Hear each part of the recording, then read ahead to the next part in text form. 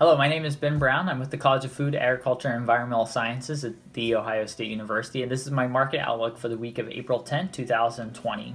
I'd first like to start off with talking about the United States Department of Ag supply and demand estimates that were released on Thursday, April 9th. These estimates weren't that surprising. In fact, the directions were almost all exactly what we thought they would be, with maybe a couple of exceptions. We were just watching the magnitudes to see how USDA would treat some of this black swan event as the COVID-19 is working its way through economies across the world.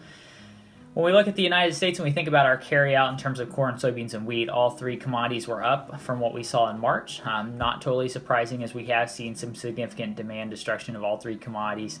It was above what the trades were expecting as traders had submitted their estimates and been summarized. And so definitely not a very bullish report by any means. There were some support for soybeans on the world side when we think about carryout globally for soybeans was down below what we anticipated, largely due to a reduction of 3.5 million metric tons from South America, 2 million metric tons from Argentina, and 1.5 million metric tons from Brazil. And so as we see their second crop, corn crop, coming into the picture as well, we start to worry about the drought. The last 40 days in South America has been extremely dry for this time period, and as their second crop enters pollination stage in the next couple of days or weeks, we will see just how resilient that crop is. Brazilian soils are unforgiving, and any form of prolonged dryness down there will put significant harm to their corn crop and could open up some possibilities for corn and soybeans, but especially corn here in the United States. So just wanted to recap and show you that nothing terribly surprising. It was just the magnitudes we were watching out for, and the one that was probably the most anticipated and anxious for was ethanol, corn used for ethanol production. As we've heard in the media and as we've noted here as well, that somewhere in the neighborhood of 3.5 to 4 billion gallons of annualized ethanol production has come off the market as ethanol plants have shut down due to low profitability, negative profitability in terms of what we're estimating here from an Eastern Corn Belt standpoint. When you look at the returns here, mostly negative returns all the way from June of 2018. That's continued to exist. We assume that's above variable cost, and we think about in terms of you'll continue to produce as long as you're meeting your variable costs. And so we don't know exactly where that cutoff point is, or at least I don't.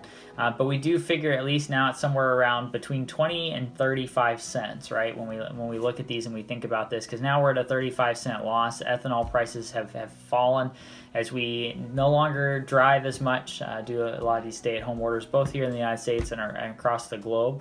But even low gas prices are taking away the incentive for higher blends of ethanol into our gas stream as well. So what does that mean in terms of corn use going forward? Well, the last 2 weeks we've seen 840,000 barrels of ethanol produced a day. This week it was 670,000 barrels of ethanol produced during the day this last week. That's the lowest on record all the way back to January of 2010. We start looking at that and breaking those numbers down. We're talking about roughly 6 million bushels of corn a day that has been lost due to this when we think about where we were and now where we're at now. The question becomes, how long do we stay in this environment, and how quick do people get back to driving and consuming ethanol as we move forward? However, I don't want to end on a negative note. I want to point out some positives. Not only are we seeing increased feed and residual use, especially feed use due to low-quality corn from the 2019 crop. We'll have to wait another month to see if USDA is going to lower the 2019 corn crop estimates, especially in those northern plain states like South Dakota, Minnesota, and North Dakota. So not only are we seeing increased feed use, but we're seeing very strong corn exports, and that shouldn't be a surprise to anybody given how the low price, some of these countries taking advantage of low U.S. corn price. But when you take into account a currency exchange and how strong the U.S. dollar is compared to some of our competitors, especially South America, Ukraine, the Russian ruble, it is probably surprising to see how strong our corn exports been given our competition for currencies globally. The last couple of weeks, 2 out of the last 3 weeks, over 70 million bushels of corn exported of new export sales for the week. We had one shipment of that high back in December of 2018. That was 78 million bushels of corn that week that went to Mexico. In the last couple of weeks here in the United States, we've seen more solid distribution between Japan, South Korea, Saudi Arabia, and Mexico. So a little bit more variety, just signaling how how much these countries are looking at the United States as a supplier of worldwide corn. And when we break that down even further, this graph here just shows how many days of supply we can go on the corn crop that we have on hand. Obviously, there isn't a shortfall of corn globally. We have lots of corn globally, and there's expected to be another strong crop here in the United States at 97 million acres, even though I think we will come back from that, maybe 94.5, 95 million acres of corn, which would be on the low end of that. So maybe a more an aggressive estimate in terms of where we could be. But we have been bringing our corn stocks globally down. But when you take out China and the United States, both of them big suppliers and both of them a lot of stocks on hand of corn. China doesn't export a lot of corn. The United States does. We're a big player. So when we take and look at everybody else minus us, we're at the tightest corn stocks globally since 2001, 2002.